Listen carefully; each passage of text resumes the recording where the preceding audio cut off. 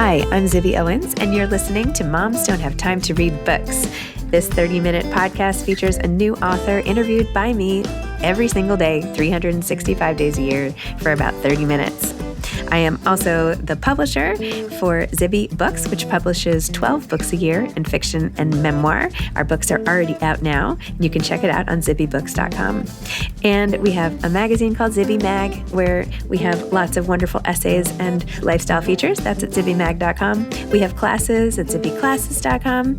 And I recently opened a bookstore in LA called Zibby's Bookshop at 1113 Montana Avenue at 11th Street in Santa Monica.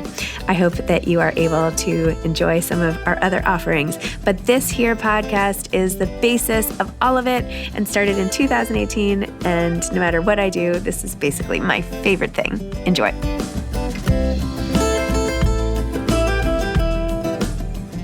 Tiffany Clarke Harrison is the author of Blue Hour, a novel. Tiffany graduated from Salisbury University with a BA in English, Creative Writing concentration, and holds an MFA in Creative Writing, Fiction from Queen's University of Charlotte. Tiffany lives with her husband and 2 children in North Carolina. Blue Hour is her debut novel. Welcome, Tiffany. Thanks so much for coming on Moms Don't Have Time to Read Books to discuss Blue Hour, a novel. Thank you so much for having me. I was just telling you, because I couldn't even hold it in any longer, how much I loved your book and how deeply emotional and powerful it was. Its slim size should not mislead the reader. It packs a huge punch. So anyway, really great, moving job. It's just really a special read. Thank you so much. I'm really proud of it. So yeah, it was hard to write for sure, but I'm really happy with how everything turned out. So why don't we start with you telling the listener about what your book is about? And I have to say, I did not go Google you or anything like that. So if there's background that links you to the book or that I should know, I apologize. But I did read the whole book.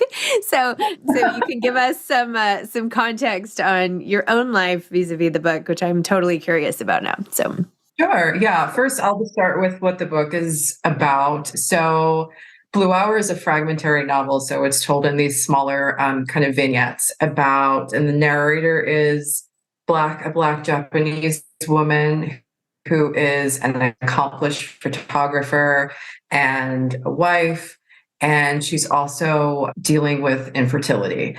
And she's always had this kind of ambivalence about motherhood and what that would look like or could look like for her. And so when another act of police brutality happens, and this time the victim is one of her photography students, Noah, she tells her husband, who is white Jewish, that if this round of IVF that we're about to go through doesn't work, I don't think I want to try anymore. I don't want to bring another Black body. I don't want to bring a Black body into this. I don't want to bring a Black child into this. And he desperately wants to have children. And so clearly this creates a strain on the marriage. And, she continues in her career. She's embarking on this documentary on motherhood where she's interviewing Black and brown mothers of police brutality, and also secretly visiting Noah in the hospital as he fights for his life, when she realizes that she's impossibly pregnant. And so this obviously turns things on its head for them again. And so they have to decide what their future is going to look like together. So yeah, that's what the book is about. Oh my gosh. It's also about just the resilience of getting through so much on every side. I feel like it's like a woman at the breaking point and how she deals with that. Yeah. Because you've put her in this, it feels like almost like this position of like fear and desperation mixed, like of not knowing how to like get up and do the thing that needs to be done, because things just keep happening to her and people she loves and cares about and the world, all of it. She's very much someone who I loved writing her because she's someone who's so outspoken. Mm-hmm. She knows what she wants. And at the same time, there is still this little girl inside of her that is so terrified of, am I going to screw it up? Yeah, I'm going to totally F this up. And and that's not what I want to do. That's not who I want to be. And, that's part of her ambivalence around motherhood too. Another part is just this identity piece. What does that mean for me? One, to be married. There's a part in the book where she references a Carrie Weems painting, and where the woman has tape across her mouth and she's in her wedding gown and veil and everything. And she's like, isn't this what marriage is? Isn't this what motherhood is? Giving away a piece, all these pieces of myself, to the point that what would be left for me? And her finding her way through, I can create this to look like whatever I want it to look like. My husband and I can make this be whatever we want it to be, but then also still recognize there is this outside piece. There is still the world. She's not just a mother. She would be a mother to a Black child. And there is that added layer. So yeah, she's grappling with quite a bit and she strongly feels like, I just don't want to mess this up. Everything is messed up enough already. I don't want to mess this up. So I think that's something a lot of not just mothers, but women. Yeah, I was going to say that is a very familiar feeling. Like everybody, I mean, I don't know. Maybe they don't admit it. I feel like that's a very common deep down feeling, right? Yeah. We're all just afraid we're going to, like, everything is so, it's always like about to fall. And so like, can we, I don't know. It's like, anyway. Okay. This has become my therapy session with you. Now I'm going to cry. No, I'm kidding. Yeah.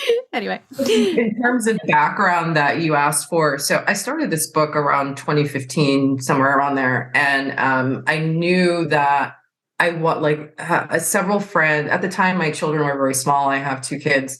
And dealing with, okay, who am I with these 2 little kids? My kids are 2 years apart.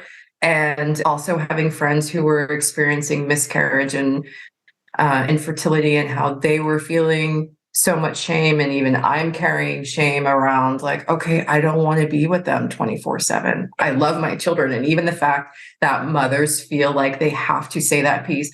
Don't get me wrong, I love my children. It's like, well, yeah. And that you even feel like you have to say that before you say, but I am my own person. And really, it's not it's, and I am my own person. And I have these other things I want to accomplish, and so part of it was just bringing those conversations to light, because there was so much shame around talking about miscarriage. There was so much shame about not saying things that aren't the loveliest about motherhood. And so, that was part of it. And then I put the book down for a good little bit, about maybe a year or so. And then Michael Brown was killed. And I remember being on Facebook and seeing comments from people, and I couldn't tell you specifically what they were, and reading through them, looking at it like, are you kidding me right now? He was a human. Like, that's a human being that you're talking about. And I remember shortly after, it was my son's 5th birthday. And I can distinctly remember, I can still see it in my head. He was blowing out the candles on his cake. And I was looking at him and I said, one day people are going to look at that little boy and they're going to be saying that stuff they were saying on Facebook about Michael Brown. This kid right here, just blowing out the candles on his cake, that's what they're going to be saying. And that's when I knew, this is the piece that's missing. This is the piece I want to incorporate. And then the story just bloomed from there. So, wow. Well, you did it in such a beautiful way and such a moving way. I love even just the imagery of the photographs, how everything is like coming to light, literally, like it's all just developing. And like you're showing the reader, this is my, like, as I don't mean to be cheesy, but I feel like the reader is getting the development of all of the story as the photos. Or I used to be a like the photo editor of my yearbook, and I took all these photography classes. So I loved the darkroom. I loved the chemicals and the smell and hanging them up, and just the magic of watching an image come to be. Yeah. And you that's so what it felt like with them, and also even like the characters and I don't know. It was all just like this magical kind of developing, just like the images. So Yeah. I don't usually say this much nice stuff, I have to tell you, but I don't know why. It just really hit I'll home. take it. So the miscarriage parts were very like emotionally and physically grueling in the book, right? To go through, like you feel like you're actually going through this, and like the scene on the floor with the bar and when she's kicking, it's just, oh my gosh. Yeah. Writing those scenes could not have been easy. And I don't know if it, whether or not it was your own experience or your friends or whatever, like having to go through that sort of trauma of being in that person's body and writing about it. Like, tell me about that and how you decided to write it. I don't know. Just like, tell me about those scenes in particular. Yeah. So take a deep breath, because yes, they were very hard to write, and allowing myself to truly understand, like I'm even rocking in my seat now as I think about it, what it to be this main character. So in the book, she's nameless in the book, and to be this main character who is so hard and so soft at the same time, and what that must look like. And so when I write, I do a lot of embodiment. So I might be sitting in this chair or in my bed or wherever else, and I just like I think of what the scene looks like, and I know how I might respond, but I am not the character. I need to filter my response through my character's lens. And because she is more of this kind of harder person, someone who is so just hard on herself and afraid of this being, this human that she and her husband have created, for her to, I don't want to spoil too much, but for her to, you know, behave so lovingly towards it, that felt like something Tiffany might do. Mm. But for her, who again feels like she messes everything up anyway, and this is yet another mistake I have made. Look at this other thing that I did wrong.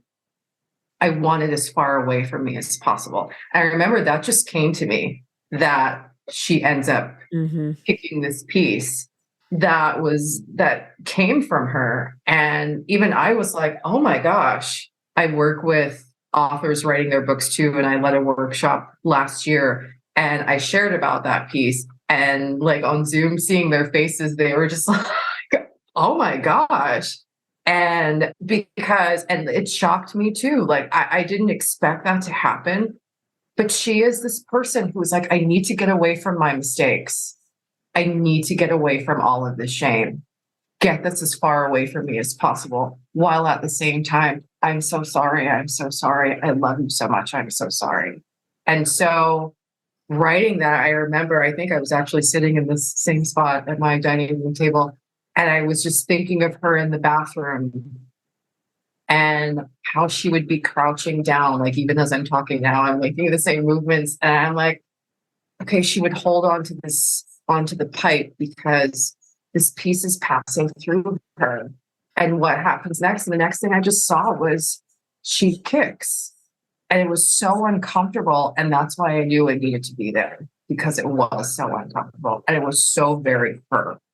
So yeah, those were definitely challenging, and a kind of thing where afterwards you write and you're like, okay, I need to take some space.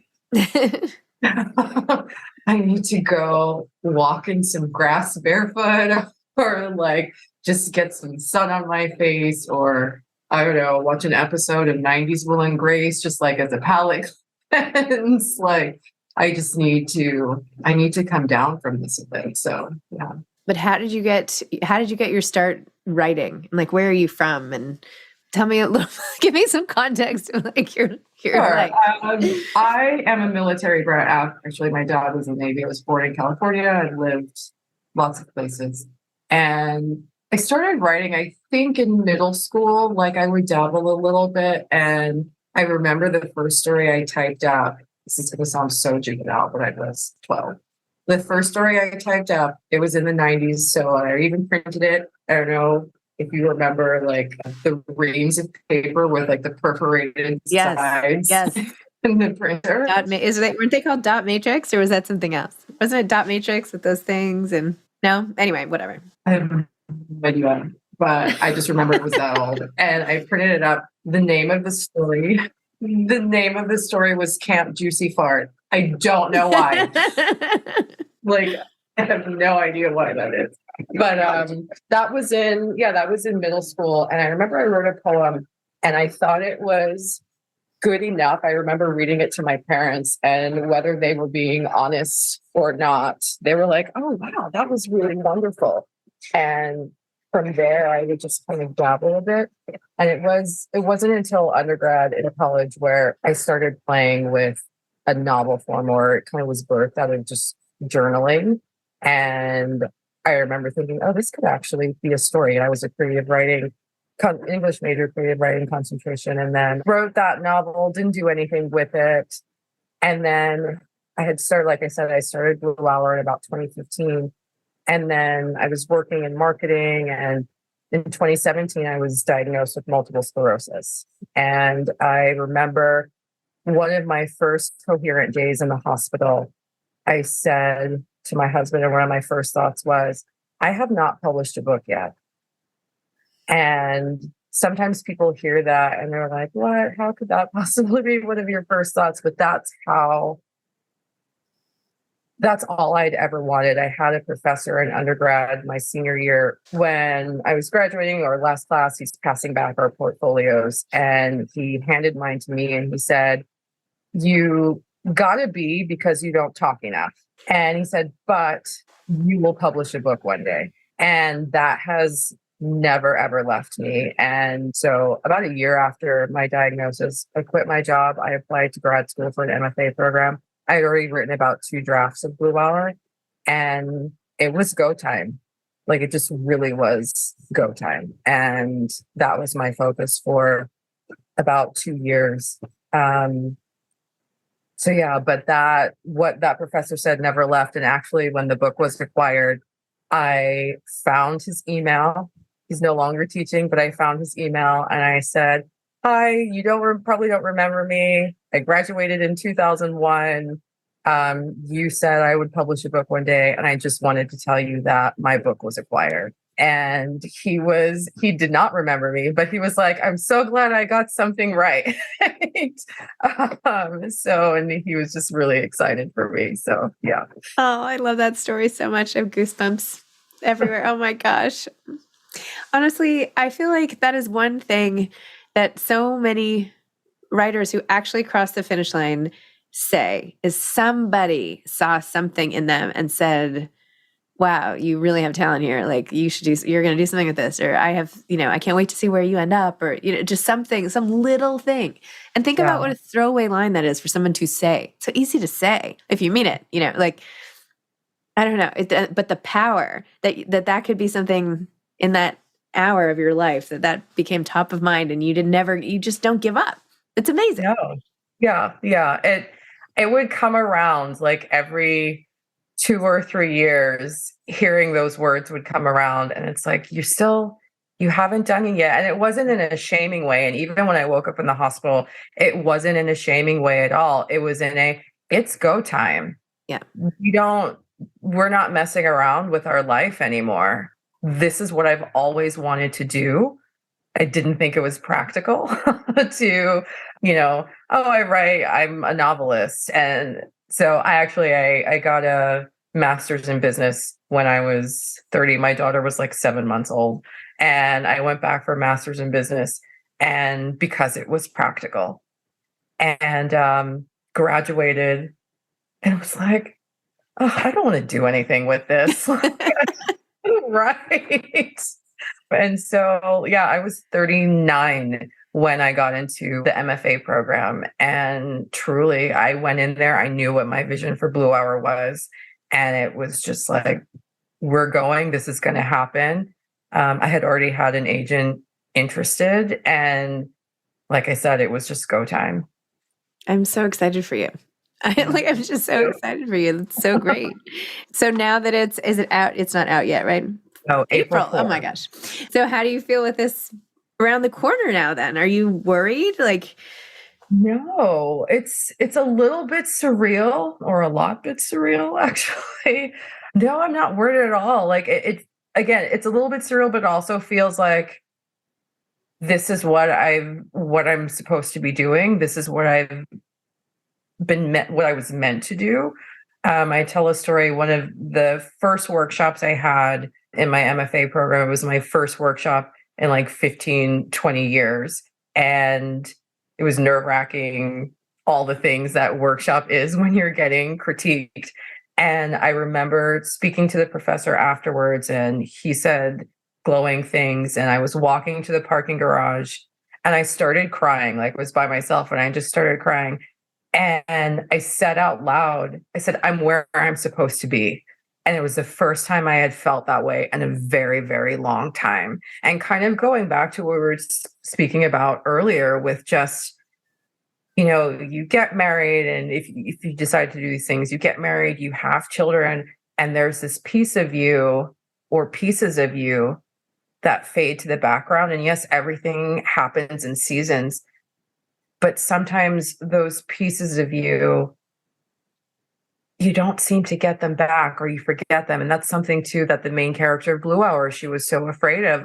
I don't want to lose myself in being a wife and in being a mother. I still want to be this person. And it's not a either or, it's an and. mm-hmm. And so, yeah, having this come up now, my children are older too. My children are 15 and 13.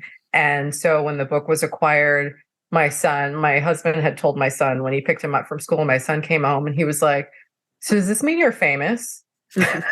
I said, I mean, no, I could be, maybe someday, but right now, no. But my book will be, when you go to a bookstore, you'll see my book. And he goes, so you're famous. I said, sure. So I'm famous. And my daughter is an avid reader. And when I got the advanced copy of the book, she's looking through it and she's like, can I read this? I said, I don't know, maybe it might be a little it might be a little much for you at 15, but just seeing them and having them be old enough to fully understand, not fully understand, but understand as much as they can. Oh, look what mom did. And also showing them there is another way. Success can look so many ways. Success isn't just a 9 to 5. It doesn't have to be to look this one particular way. And like even in the work I do with authors, like I designed that. I put that together myself. It's not something I go somewhere else and do. And having my kids being able to witness that, it's just, it's wonderful. So that's amazing. I had my memoir came out in last July, and my kids were saying the same thing. They're like, well, here it is. Like, are people going to recognize? I was like, no one's going to recognize me. Like people are like this. It's only in like 2 bookstores, but it's fine, But I know kids are so funny. I also have 15-year-old twins. So, and then little guys. Anyway, but that's really exciting. So, are you still writing? Are you working on something new? I am. It is in the very, very, very early stages, but I'm playing with psychopathy. And and that's been really fun to kind of go into the even darker places that maybe aren't as sad as Blue Hour might take people, but just to go into really the recesses of a darker mind has been fun, actually. And it was interesting. This character, the psychopathy didn't come until I started watching Killing Eve. I don't know if you've ever watched Killing Eve. I haven't, but I know of it. And it was a few episodes in where like I wasn't even really working on it yet. It was just kind of in my head. And it clicked that my character could rank pretty high in the psychopathy scale. Like she's not an assassin or a murderer like in the show, and it just was really exciting and like an alluring, fun thing to play with. And so psychopathy and sexuality and some other things. So, but like I said, it's very, very early. So, wow.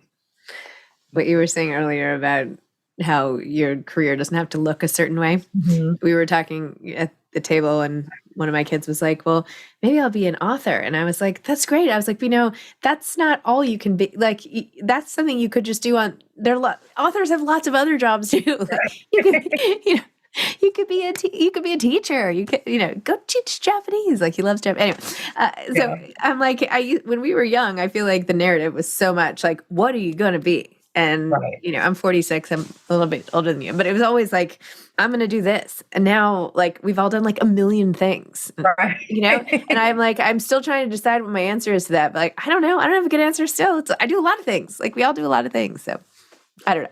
Yeah. And it could change and that's okay. Yeah. That's why I tend to write to more creative characters. So like I said, the narrator, she's a photographer and she's embarking on this documentary. Her husband, Asher, he owns a men's boutique and that was awesome. Yep.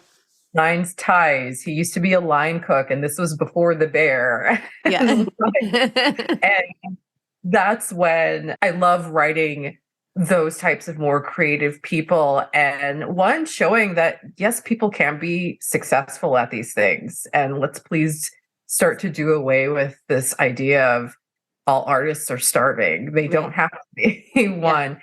And two, like they dabble in these different mediums and it's okay to kind of see, oh, I like this over here and I like this over here. And now I've created this career where I have elements of these different things that I liked pulled into one and I can do that and I'm allowed to do that. I don't have to follow this particular narrative. And that's one thing that I love about both the main character and her husband in Blue Hour. So yeah.